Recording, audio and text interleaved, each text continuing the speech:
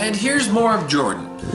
Driving through Jordan, I would recommend getting someone who knows the driving because their driving rules are a little laxed, I'd say, because there's not a lot of formal like street signs or whatnot. So you kind of need to kind of have a flair for the local customs on how they handle their driving.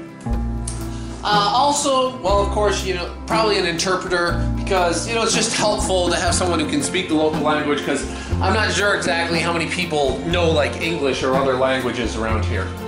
But, going around, one of the spots to visit is called Jerash.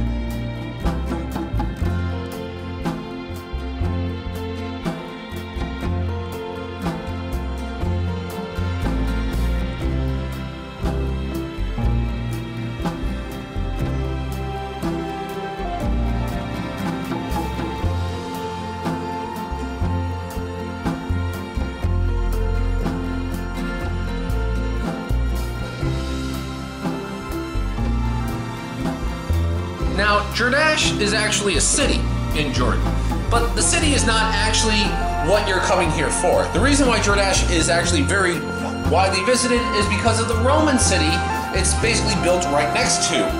You can see this arch here, which was built for visiting someone back in the 1st century, and it's one of the most well-preserved and somewhat restored city.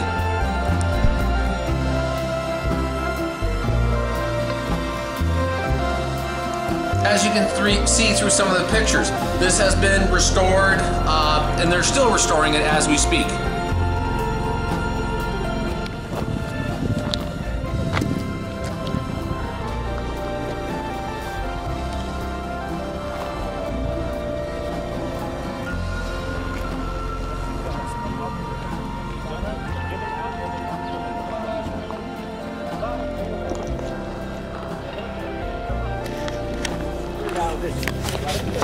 Let's see.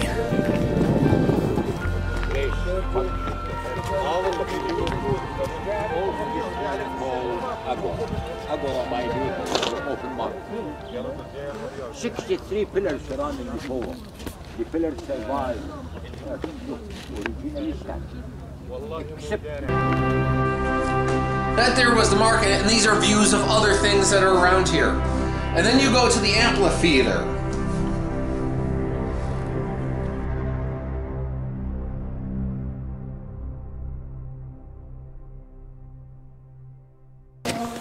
Friends, Romans, countrymen, lend me your ears.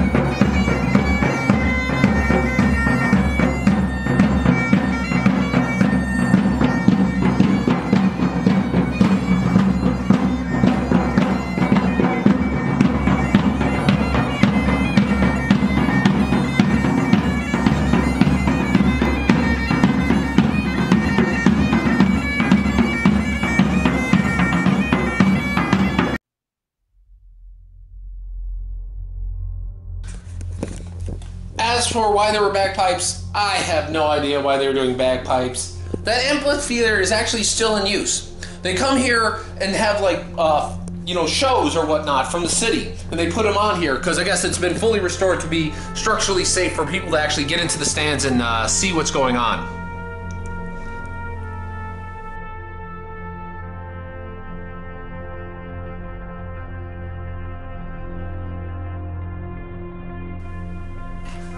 You can see here on the view looking down at the market, and then just looking around at all the things. This was just the central square, the business district where, everyone would gather. And this is where the temples would be, the market would be, all those things that, people would gather to see. The interesting thing is you can kind of see that there's a wall there before the city.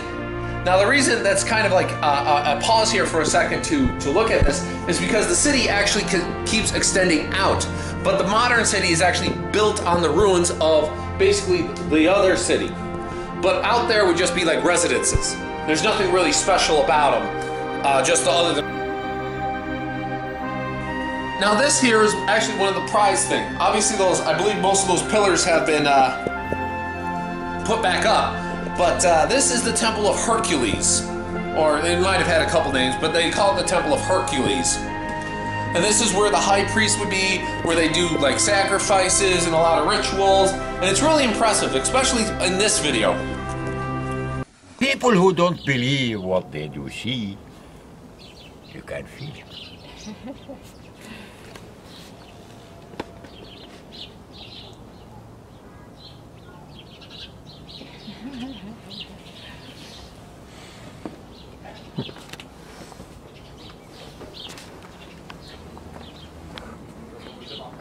Huh?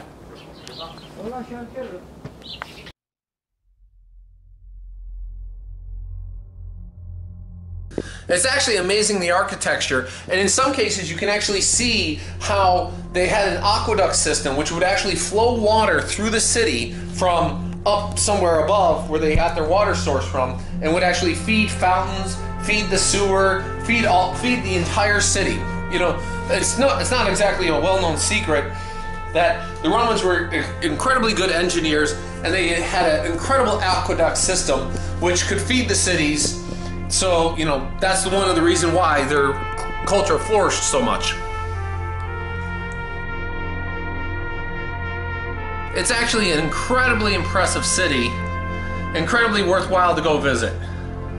I would highly recommend it, especially if you're in Israel. Jordan's right there, and it's not too much of a length if you're willing to kind of go through the customs. Jordan itself, reasonably safe.